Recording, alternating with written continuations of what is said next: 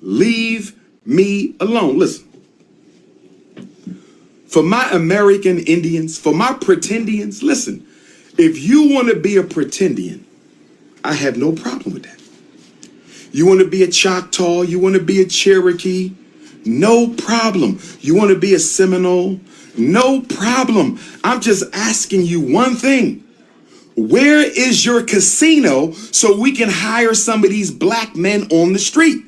I don't want to hear about no damn pretendian nation until you got a reserve with a casino and some land so you can build some houses and create some jobs for black people. All this pretendian rhetoric.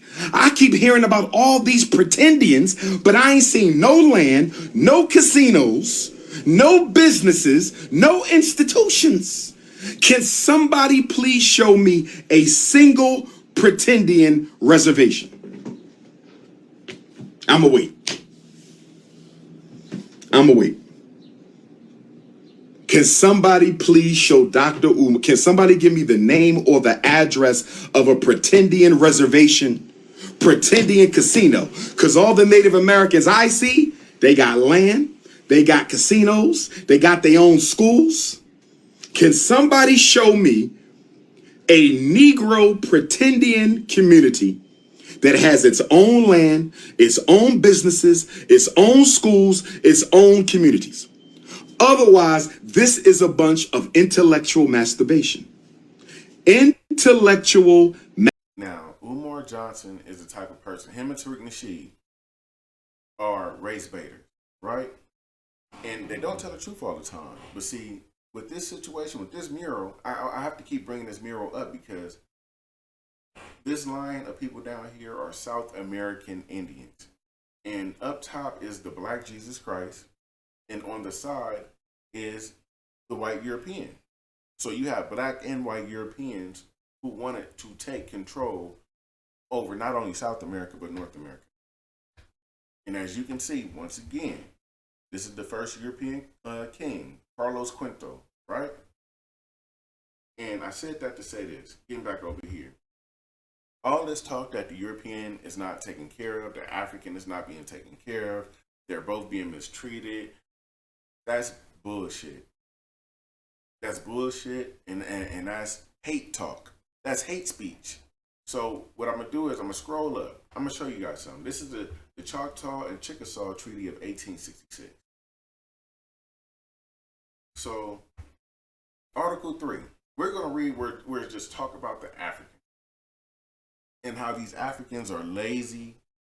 They're liars. Not all, but majority. Because they keep listening to these black leaders, these falsehoods as black leaders, tell them bullshit, and as you know, the old black Pan-African leaders are either dying out or they're washed up. Some new Pan-African leaders come up, such as Umar Johnson, and then they spew the same hate talk, right? The same lies, right? So this is Article 3 of this treaty of the Choctaw-Chickasaw Treaty of 1866. It says, in trust for the said nations, until the legislatures of the Choctaw and Chickasaw nations, respectively, shall have made such laws, rules, and regulations as may be necessary to give all persons of African descent,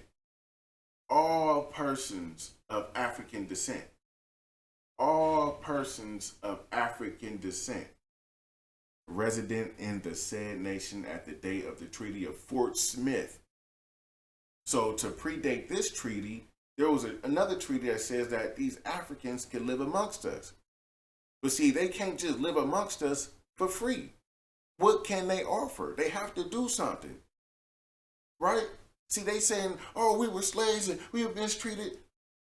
You can't just live in nobody's home or nobody's land and not bring something to the table, period. But see, these Pan-Africans they're not trying to set up the future Pan-Africans and put them in a good situation. They're trying to have them be hated by the world, and that's what's happening. This is why a lot of people don't deal with Pan-Africanism. This is why a lot of people don't claim to be black, because it's a lot of hate. Now, we're going to continue on right here. We left off right here. And their descendants, this is talking about the African descent, and their descendants, heretofore held in slavery among said nations, all the rights, privileges, and immunities, including the right of suffrage of citizens of said nation, except in the annuities, monies, and public domain claimed by or belonging to said nations, respectively. So people had love for those who claim to be African or of African descent. People, people had love for these people. But when you get to thinking you can steal people's land and get away with it, then of course it's going to be a problem. It's going to be a problem. Excuse me for the background, stuff is getting worked on around the house. But now, to continue on, it says, to such persons who were residents, as aforesaid, and their descendants, 40 acres each of the land of said nations, on the same terms as the Choctaws and Chickasaws. Now, if we scroll down, we're gonna pick up. You guys can read this part. We're just gonna scroll down to where it talks about African, because I have to prove a point that these Pan-Africans are anti-American. They are anti-Indian. They are anti-America. They are anti-United States. Right? So we're gonna pick up here. The said sum of $300,000 shall be paid to the said Choctaw and Chickasaw nations in the proportion of 3/4 to the former and 1/4 to the latter, less such sum at, where we at? Right here. At the rate of $100 per capita, as shall be sufficient to pay such persons of African descent. So now it's talking about paying people of African descent. It's talking about paying people of African descent. So all this talk about Africans not getting reparations or anything, your bitch ass was being taken care of by the United States and helped by the Indian tribes. What more do you want? It's your fault that y'all, want to say you hate white people, but y'all connected to the white people because white people are Africans too. This is why all niggas can't get along. All colored people can't get along. Because you're going to have people who get tied up into these ideologies. Because just like Umar said, the Hebrews is not a race, Pan-Africanism is not a race either. That shit is not no race. It's an ideology. It's a religion.